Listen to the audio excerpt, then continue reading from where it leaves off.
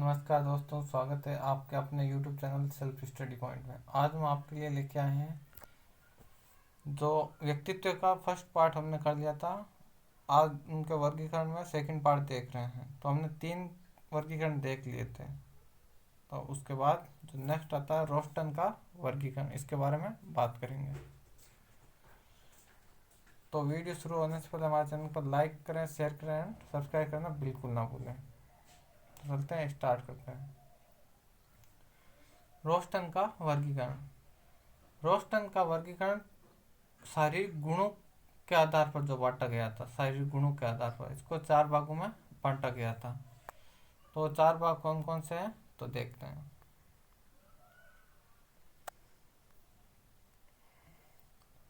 जो इसके अंदर पहला भाग है वो है प्रमस्तकीय प्रकार। जो हमारे मस्तिष्क का सबसे बड़ा भाग होता है प्रमस्तिष्क, जिसे सेरिबेलम टाइप भी कहते हैं। इसको फर्स्ट माना था। तो इसके अंदर कौन कौन से आते हैं? दुबला पतला, लंबा शरीर, डींग डोल वाला शरीर, इनकी मांसपेशियां विकसित नहीं होती है। जो प्रमस्तिष्कीय प्रकार होते हैं इनके अंदर मांसपेशियां जो होती है वो विकसित नहीं हो पाती है। ये कुपोषण के शिकार होते हैं। तो उनके अंदर कुपोषण का शिकार होता है। नंबर 2 पे जो आता है वो है पेशीय प्रकार, जिसको मस्कुलर टाइप भी कहा जाता है। इनका शरीर लंबा चौड़ा शरीर होता है, गठीला बदन होता है, व्यायाम प्रिय होते हैं और रोमांस प्रिय होते हैं। इसके बाद आता है नंबर 3 पाचक प्रकार। इनका शरीर जो होता है भारी भरकम शरीर होता है और ये खाने पीने के शौकीन होते हैं, मस्त मौला होते हैं, समाज प्रिय होते हैं और खुश मिजाज होते हैं। नंबर 4 में है श्वसन प्रकार। श्वसन प्रकार के अंदर हम देखते हैं कि इनको 3 प्रकार के वर्गीकरण में समावेश किया गया है। जो 3 प्रकार के इनमें लक्षण देखे जाते हैं तो वो कौन कौन से हैं? तो इसके अंदर आ जाते हैं प्रमस्तिष्क के प्रकार, पेशीय प्रकार और पाचन प्रकार। ये सभी इसके अंदर देखे जाते हैं श्वसन प्रकार के अंदर। तो ये रोस्टर का आपको ध्यान में रखना है। रोस्टर ने कितने भागों में बांटा था? 4 भागों में वर्गीकरण किया था। प्रमस्तिष्क, पेशीय, पाचक और श्वसन। इसने जो है वो साइंस की माध्यम से इसको बांटा था शारीरिक गुणों के आधार पर।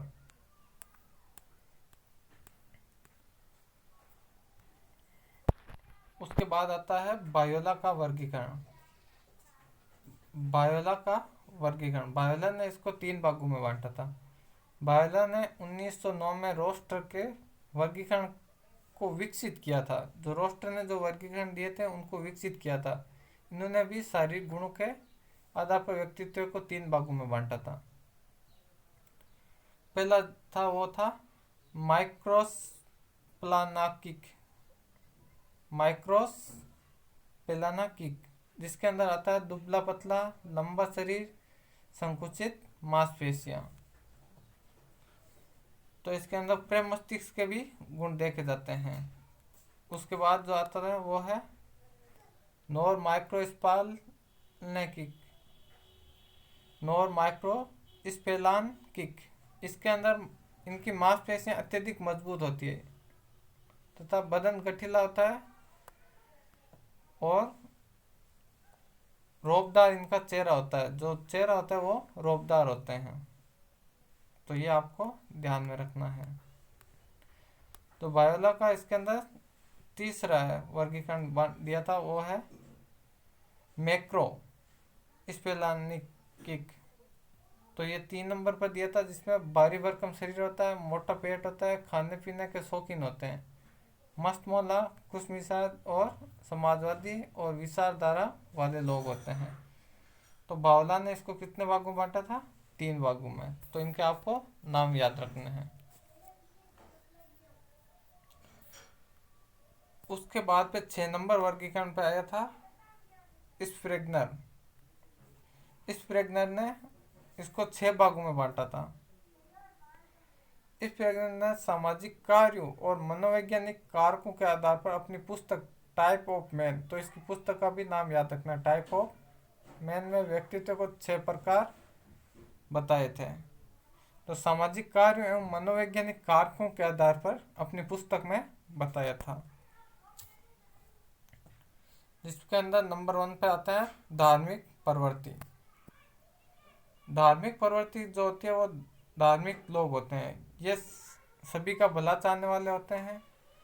अहिंसा इनका मूल मंत्र होता है, जिसमें और ईश्वर व धर्म में विश्वासी होते हैं। ईश्वर व धर्म में विश्वास करते हैं। जन कल्याण की कामना करने वाले होते हैं, लोगों का भला करने वाले लोग होते हैं, वो धार्मिक प्रवृत्ति के अंदर माना गया था। जैसे इनके उदाहरण देखें तो साधु, संत, योगी, सन्यासी, ब्राह्मण प्रवृत्ति के लोग इनमें शामिल होते हैं। तो इस बात को आपको ध्यान में रखना है। नंबर 2 पे जो आता है वो है आर्थिक प्रवृत्ति। आर्थिक प्रवृत्ति के अंदर इनका मुख्य उद्देश्य होता है धन लाभ प्राप्त करना, चाहे वो किसी प्रकार से हो, लेकिन धन की प्राप्ति से होता है। इनकी प्रत्येक क्रिया धन लाभ प्राप्ति से जुड़ी रहती है, जैसे दुकानदार, व्यापारी, उद्योगपति। दुकानदार, व्यापारी और उद्योगपति। नंबर 3 पे आता है सामाजिक प्रवृत्ति। सामाजिक प्रवृत्ति के अंदर हम देखते हैं तो सामाजिक प्रवृत्ति, इस प्रवृत्ति में लोगों का प्रमुख उद्देश्य समाज सेवा करना होता है। इस प्रवृत्ति में लोग समाज सेवा करना अपना प्रमुख धर्म समझते हैं, लोगों का भला करना। इसमें वसुदैव कुटुंबकम की भावना निहित होती है। इनमें जो होती है वो वसुदैव कुटुंबकम की भावना निहित होती है। जैसे समाज सेवक, सामाजिक कार्यकर्ता, अध्यक्ष, वो इनमें शामिल होते हैं। तो यह होगा नंबर 3। नंबर 1 पे हमने देखा था जो धार्मिक प्रवृत्ति थी, और नंबर 2 पे हमने देखा था आर्थिक प्रवृत्ति, और नंबर 3 पर सामाजिक प्रवृत्ति। अब नंबर 4 की बात करते हैं, वो है राजनीतिक प्रवृत्ति। इस प्रवृत्ति में लोगों का प्रमुख उद्देश्य होता है वो राजनीति करना होता है, राजनीतिक से होता है। जो इसके अंदर राजनीतिक वाले लोग शामिल होते हैं। इस प्रवृत्ति में लोग सदैव सत्ता विभाजन, साम्राज्य विस्तार के लिए कार्य करते हैं। इस प्रवृत्ति के लोग जो होते हैं जो सत्ता का विभाजन करना, साम्राज्य विस्तार करना, ये इनका कार्य होता है। जैसे राजनेता, मंत्री, संतरी, ये सभी किस में आते हैं? ये राजनीतिक प्रवृत्ति के अंदर आते हैं। उसके बाद इनका नंबर 5 पे आया था सैद्धांतिक प्रवृत्ति। सैद्धांतिक प्रवृत्ति है वो सिद्धांतों पर आधारित होती है। ये सत्य के उपासक होते हैं। ये सत्य के उपासक होते हैं। इनका प्रत्येक कार्य नियमों और सिद्धांतों पर आधारित होता है। ये तर्क संगत बात करते हैं, जो तर्क पे होता है वही बात करते हैं। जैसे मनोवैज्ञानिक, वैज्ञानिक इसके अंदर शामिल होते हैं। तो इनके उदाहरण देखते हैं, गणितज्ञ होता है, वैज्ञानिक होता है और मनोवैज्ञानिक होते हैं। अब नंबर 6 पे आता है कलात्मक प्रवृत्ति। इस व्यक्तित्व के लोग प्रत्येक विषय वस्तु में नवीन विशेषता उत्पन्न करने का प्रयास करते हैं, नई चीज बनाने का प्रयास करते हैं। जैसे चित्रकार, मूर्तिकार, शिल्पकार इसके अंदर शामिल है। तो एक बार इसको वापस देखते हैं। इस प्रेगनर ने जो वर्गीकरण दिया था वो 6 भागों में बांटा था। तो 6 भाग कौन कौन से है? पहला था धार्मिक प्रवृत्ति, दूसरा आर्थिक प्रवृत्ति, और नंबर 3 पे था सामाजिक प्रवृत्ति, नंबर 4 पे राजनीतिक प्रवृत्ति, और नंबर 5 पे सैद्धांतिक प्रवृत्ति, और नंबर 6 पे कलात्मक प्रवृत्ति। तो इन बातों को आपको ध्यान में रखना है। इस प्रेगनर ने 6 भागों में बांटा था। उसके बाद आए थे थॉर्नडाइक का वर्गीकरण। थॉर्नडाइक का वर्गीकरण था वो चिंतन के आधार पर था। चिंतन के आधार पर इनके वर्गीकरण को 3 भागों में विभाजित किया गया था। तो इसके अंदर नंबर 1 पर है प्रत्यय विचारक। थॉर्नडाइक के अनुसार इस व्यक्तित्व के लोग कभी भी किसी भी वस्तु की गहराई में जाकर विचार चिंतन नहीं करते हैं, केवल शीर्ष या ऊपर से ही करते हैं। तो वो प्रत्यय विचारक होता है। थॉर्नडाइक के अनुसार व्यक्तित्व के लोग कभी भी किसी भी वस्तु की गहराई में जाकर चिंतन या विचार नहीं करते हैं। वो सिर्फ वस्तु को ऊपर से देखते हैं और मान लेते हैं। नंबर 2 पे है गहन विचारक। नंबर फर्स्ट पे था प्रत्यय विचारक, नंबर 2 पे है गहन विचारक। इस व्यक्तित्व के लोग प्रत्येक विषय वस्तु की गहराई में जाकर चिंतन करते हैं तथा किसी भी समस्या के समाधान के लिए उनका प्रत्येक पहलू पर विचार चिंतन करते हैं। कोई भी पहलू होता है उस पर विचार और चिंतन करते हैं। अर्थात इस व्यक्तित्व के लोग बाल की खाल निकालने के जैसा कार्य करते हैं। तो इस बात को आपको ध्यान में रखना है।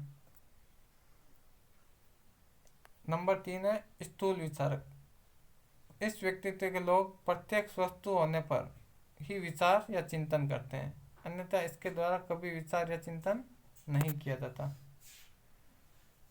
तो थॉर्नडाइक ने जो दिए थे वो 3 प्रकार कौन कौन से हैं? नंबर 1 पे प्रत्यक्ष विचारक, नंबर 2 पे गहन विचारक और नंबर 3 पे स्थूल विचारक।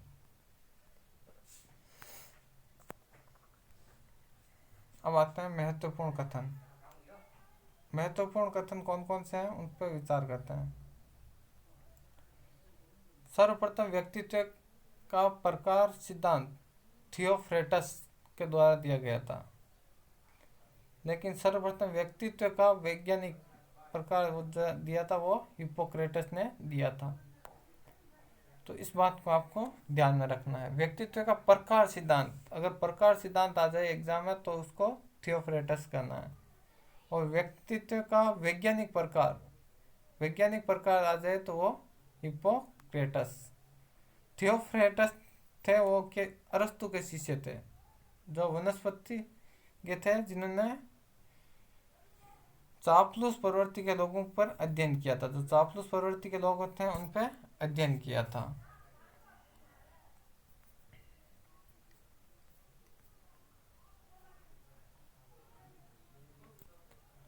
वर्तमान समय में व्यक्तित्व गुणों के आधार पर व्यक्तित्व को 4 भागों में बांटा गया। अगर किसी भी वैज्ञानिक के बारे में अगर आपको नहीं पूछे और डायरेक्ट ऐसा पूछते हैं कि व्यक्तित्व को कितने भागों में बांटा गया है, तो वो 4 भाग है। पहला भाव प्रदान, दूसरा बुद्धि प्रदान, तीसरा विचार प्रदान और चौथा है दिव्य दृष्टि प्रदान। नंबर 1 पे भाव प्रदान, बुद्धि प्रदान, विचार प्रदान और दिव्य दृष्टि प्रदान, ये 4 भाग में इसको बांटा गया था।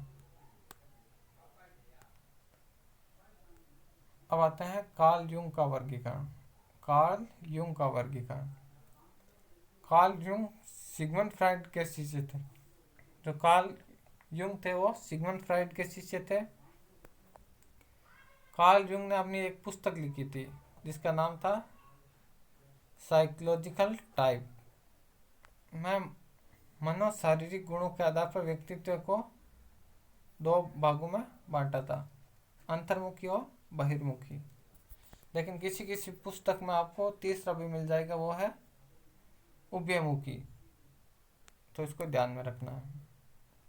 अगर उनके बुक के साइकोलॉजिकल टाइप की बात करें तो उसके अंदर 2 भागों में बांटा गया था।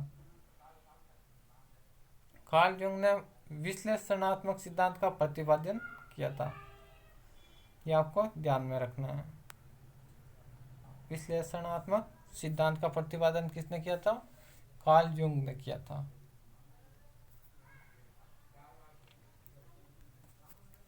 और वो 2 कौन कौन से थे भाग? एक था अंतर्मुखी और दूसरा बहिर्मुखी। अंतर्मुखी के लोग अपने आप में खुश रहते हैं, जैसे शर्मीले होते हैं, संकालु प्रवृत्ति के होते हैं,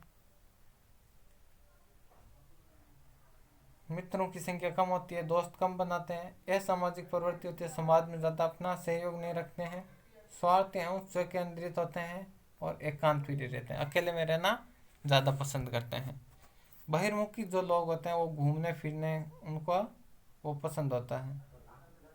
तो वाचाल होते हैं, मित्रों की संख्या अधिक होती है, सामाजिक प्रवृत्ति होती है, समायोजन करने का सक्षम होता है और सहयोग व ईमानदारी होते हैं।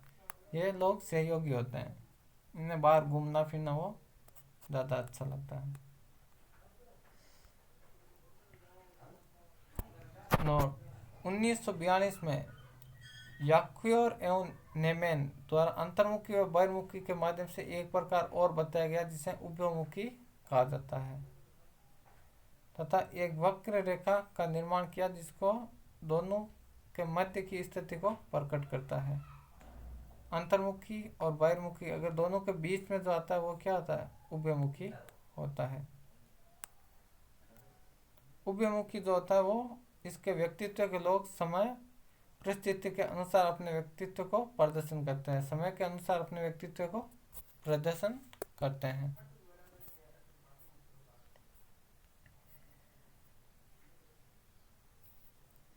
उसके बाद जो आते वो होता है ओलपोर्ट। ओलपोर्ट का शील गुण सिद्धांत, वे गुण जिसके माध्यम से व्यक्ति के व्यक्तित्व का निर्धारण होता है शील गुण कहलाता है।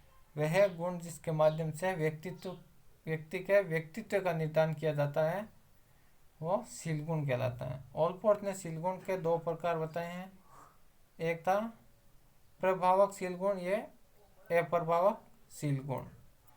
प्रभावक शील गुण को तीन प्रकार से बांटा गया था, केंद्र प्रवृत्ति, मुख्य प्रवृत्ति और गौण प्रवृत्ति।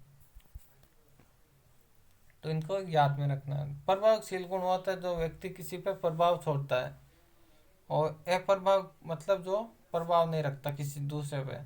तो प्रभाव को ज़्यादा महत्व दिया गया था इसके अंदर, तो उसको तीन भागों में विभाजित किया था। नंबर 1 पे किया था केंद्रीय प्रवृत्ति, नंबर 2 पे मुख्य प्रवृत्ति, नंबर 3 पे गौण प्रवृत्ति। तब केंद्रीय प्रवृत्ति के बारे में देखते हैं। केंद्र प्रवृत्ति के शील गुण, वे गुण जो व्यक्ति के व्यवहार में सदैव उपस्थित रहते हैं, केंद्र प्रवृत्ति के शील गुण कहलाते हैं।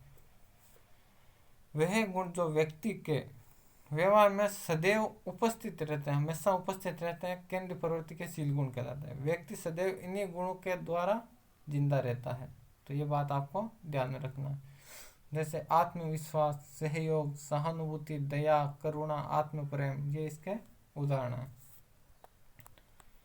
नंबर 2 पे है मुख्य प्रवृत्ति के गुण, वह गुण जो व्यक्ति के व्यवहार में आवश्यकता के अनुसार प्रकट होते हैं, उनकी पुनरावृत्ति की संभावना बनी रहती है, ये मुख्य प्रवृत्ति के गुण होते हैं। जैसे गुस्सा आना, वो सारे इसी के अंदर आते हैं। मुख्य प्रवृत्ति के गुण माध्यम से ही व्यक्ति अपने जीवन में सर्वाधिक प्रतिभा प्राप्त करता है। जैसे महात्मा गांधी का अहिंसा का गुण, तो इनको जन्म के बाद में आया है, जो वहाँ के वातावरण को देख के उनके अंदर वो आया था। जैसे क्रोध हुआ, ईर्ष्या हुआ, वो सभी मुख्य प्रवृत्ति के गुणों में शामिल होते हैं। उसके बाद है गौण प्रवृत्ति के शील गुण, वह गुण जो व्यक्ति के व्यवहार में जीवन में एक ही बार प्रकट होता है, जो एक ही बार प्रकट होता है तथा उनकी पुनरावृत्ति की संभावना नहीं होती है, गौण प्रवृत्ति के शील गुण कहलाता है। जैसे विश्वास और प्रेम, विश्वास सिर्फ एक बार ही किया जाता है किसी व्यक्ति पे, तो वो गौण प्रवृत्ति के अंदर आते हैं। तो जो ओलपोर्ट के जो शील गुण है वो आपको ध्यान में रखने हैं। तो प्रभावक और अप्रभावक दो भागों में बांटा था, और प्रभावक को तीन भागों में बांटा था, केंद्र प्रवृत्ति, मुख्य प्रवृत्ति और गौण प्रवृत्ति। केंद्र प्रवृत्ति में हमने देखा था कि व्यवहार सदैव उपस्थित रहते हैं उसके अंदर, और मुख्य प्रवृत्ति में जब आवश्यकता होती है उसी के अनुसार वो प्रकट होते हैं। और नंबर 3 पे होते हैं गौण, जो एक ही बार मनुष्य के अंदर देखे जाते हैं।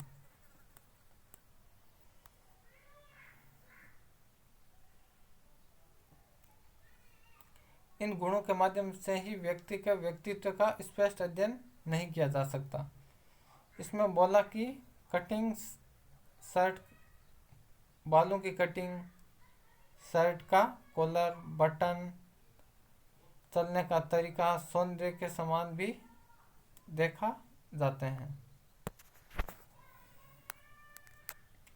ओलपोर्ट के सिद्धांत में को विकसित करने का श्रेय जो जाता है वो आरबी केटल को जाता है, आरबी केटल को, जिन्होंने शीलगुण की संख्या 16 बताई थी। इन्होंने शीलगुण की संख्या कितनी बताई थी? 16। और जबकि ओलपोर्ट ने कितनी बताई थी, वो 2 बताई थी।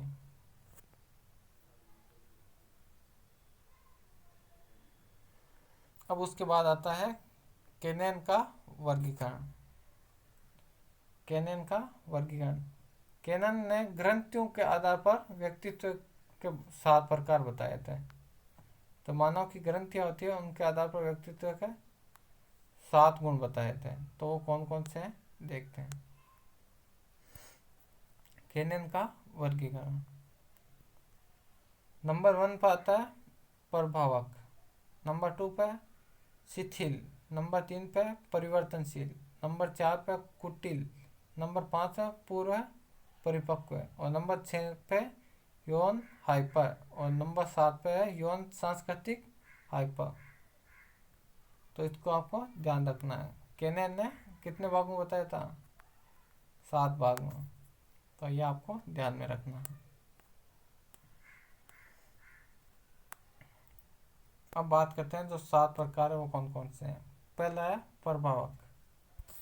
प्रभावक के अंदर हम देखते हैं तो हाइपरथायराइड ग्रंथि होती है, हाइपरथायराइड, उसके आधार पर ताकतवर, उत्साही, कामुक और बुद्धिमान व्यक्ति इसके अंदर शामिल किए गए हैं।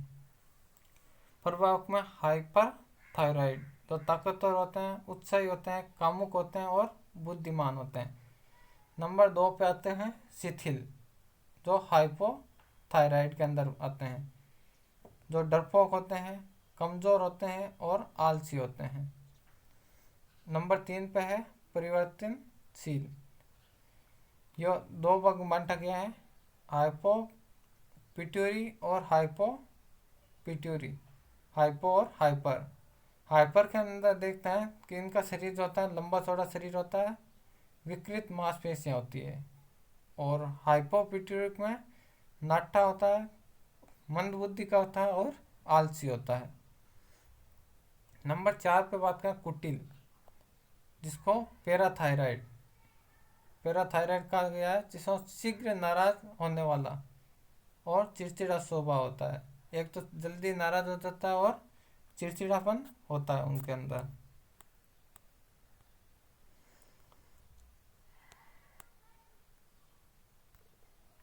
अब बात करते हैं नंबर 5 की, पूर्व परिपक्व। इसके अंदर हम देखते हैं हाइपर एड्रिनल और हाइपो एड्रिनल। हाइपर के अंदर देखते हैं मोटे दांत होते हैं, मोटी खाल होती है, पूरे शरीर पर बाल होते हैं। जबकि हाइपो एड्रिनल में नाजुक बदन होता है, पतली चमड़ी होती है।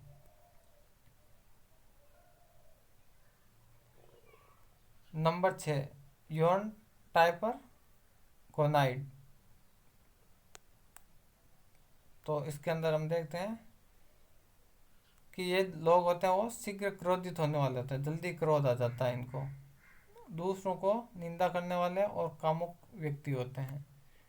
और यौन सांस्कृतिक हाइपो एक्टिव गोनाइड, ये रचनात्मक कार्य करने वाले और संगीत और साहित्य प्रेमी होते हैं। रचनात्मक कार्य करते हैं, संगीत और साहित्य के प्रेमी होते हैं। तो इस बात को ध्यान में रखना।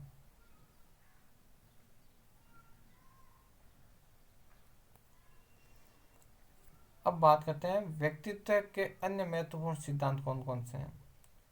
तो इनमें से एक क्वेश्चन आपको जरूर देखने को नजर आएगा।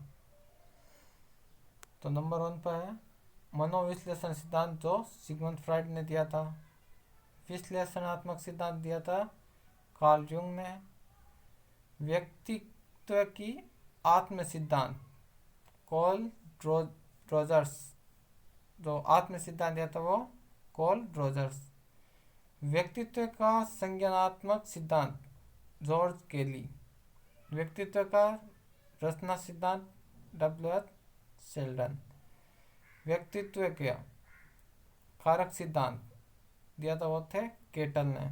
और व्यक्तित्व का साहचर्य सिद्धांत अलेक्जेंडर बेन ने दिया था। मनोसामाजिक सिद्धांत दिया था वो इरिक्सन ने दिया था। व्यक्तित्व का सत्य सिद्धांत वो दिया था कुर्ट लेविन ने।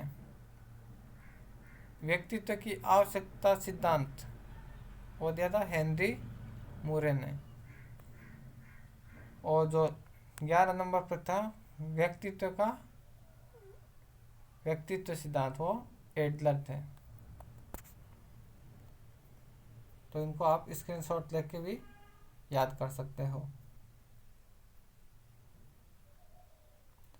अब बात करते हैं जो व्यक्तित्व को प्रभावित करने वाले कारक कौन कौन से हैं। व्यक्तित्व को प्रभावित करने वाले कारक कौन कौन से हैं। तो नंबर 1 कारक देखते हैं, जैविक कारक। नंबर 2 पे मनोवैज्ञानिक कारक। और तीसरा है वातावरण कारक। जैविक कारक में हम देखते हैं कि एक तो वंशक्रम है, तंत्रिका तंत्र होता है, स्नायु मंडल होता है, अंतःस्रावी ग्रंथि होती है, बुद्धि होती है और स्वास्थ्य होता है। ये सभी जैविक कारक है, अंदर माने गए हैं। और मनोवैज्ञानिक कारक जो होते हैं वो अभिप्रेरणा, रुचि या भय, तनाव या क्रोध, दबाव या ईर्ष्या होती है, खुशी होती है, आदत, प्रेम, स्नेह, ये मनोवैज्ञानिक कारक माने गए हैं। वातावरण कारक कौन कौन से हैं? भौगोलिक वातावरण होता है, सामाजिक वातावरण, आर्थिक वातावरण, राजनीतिक वातावरण, धार्मिक वातावरण, सांस्कृतिक और पारिवारिक वातावरण। तो ये प्रभावित करने वाले कारक है, जैविक कारक, मनोवैज्ञानिक कारक और वातावरण कारक। तो इनमें से क्वेश्चन पूछ लेता स्नायु मंडल वह किसका कारक है, तो वो जैविक कारक माना गया। तो इसको ध्यान में रखना आपको।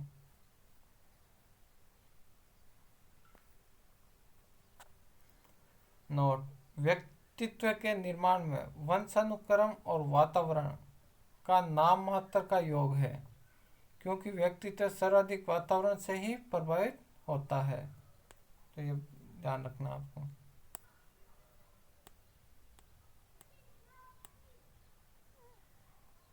अब व्यक्तित्व मापन की विधियां कौन कौन सी है, तो इनकी 2 विधि मानी गई है व्यक्तित्व मापन की।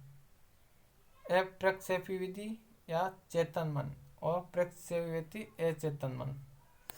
प्रक्षेपी और अप्रक्षेपी, और चेतन मन और अचेतन मन। इससे चेतन मन का अध्ययन किया जाता है, इसके अंदर चेतन मन होता है उसका अध्ययन किया जाता है। अप्रक्षेपी में इसमें व्यक्ति प्रत्यक्ष हेतु देता है, इसमें अचेतन मन का अध्ययन किया जाता है, और इसमें व्यक्ति मानसिक क्रियाओं पर उत्तर देता है। इसके अंदर प्रत्यक्ष उत्तर देता है और इस पर मानसिक क्रियाओं पर उत्तर देता है।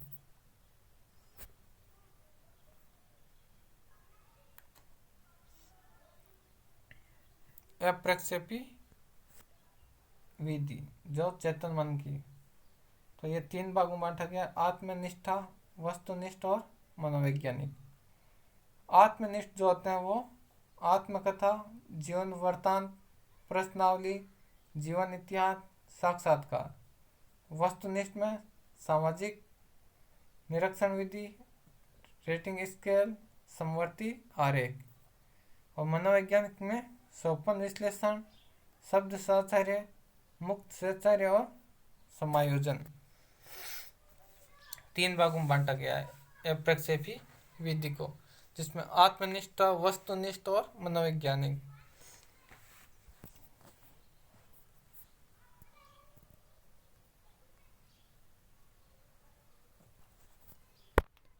अब बात करते हैं व्यक्तित्व मापन प्रक्षेपी विधियां, चेतन। इसके अंदर पहला देखते हैं बाल प्रसंग बोध परीक्षण, जिसे C8 के नाम से जाना जाता है। ये 3 से 11 वर्ष की उम्र तक होता है। निर्माता थे इनके बेलक, इनका निर्माण किया था 1948 में। 10 लिए थे जिन पर विदेशी जानवरों के चित्र अंकित थे। तो बाल प्रसंग बोध परीक्षण। उसके बाद आता है प्रौढ़ प्रसंग बोध, जिसे TAT के नाम से जाना जाता है। परीक्षण 14 से ऊपर के। निर्माता कौन थे? मॉर्गन और मुर्रे। निर्माण किया था 1935 में। कार्ड की संख्या थी 30 और एक था रिक्त। अंत्य विचार प्रदर्शन कार्ड थे 16, 10 पुरुष 10 महिला और 10 मिश्रित कार्ड थे शामिल उसके अंदर। उसके बाद आता है सही दवा परीक्षण IBT। उसका किया था वो थे हरमन रोसा। 1921 में किया था। इसके अंदर 10 कार्ड शामिल थे, 5 काले रंग के, 3 चित्रित रंग, 2 सफेद व भूरे रंग के। टोटल 10 कार्ड थे इसके अंदर।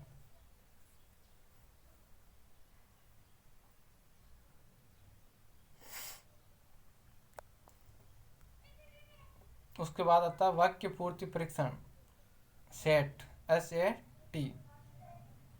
तो इसके निर्माता थे पाइन व टेंडलर। इसका निर्माण किया था 1930 के अंदर। अधूरे वाक्य पूर्ण करवाकर अध्ययन किया जाता था। जो अधूरे वाक्य होते हैं उनको पूर्ण करवाकर खाली जगह दे देते थे, उसको पूर्ण करके परीक्षण किया जाता था। इसके अंदर 20 से 50 वाक्य दिए जाते थे। नंबर 5 पे आया था शब्द पूर्ति परीक्षण, जिसे WAT के नाम से जाना जाता है। इसके निर्माता थे फ्रांसिस गोल्टन इसके निर्माता था। इन्होंने निर्माण किया था 1879 में। नवीन शब्दों के आधार पर व्यक्तित्व का अध्ययन किया था, जिसमें 50 से 100 शब्द शामिल थे।